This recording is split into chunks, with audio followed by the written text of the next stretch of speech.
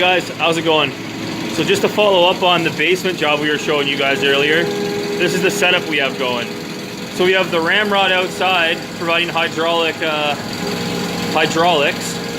run by this valve here in order to free up the hydraulics for the excavator to be able to maneuver.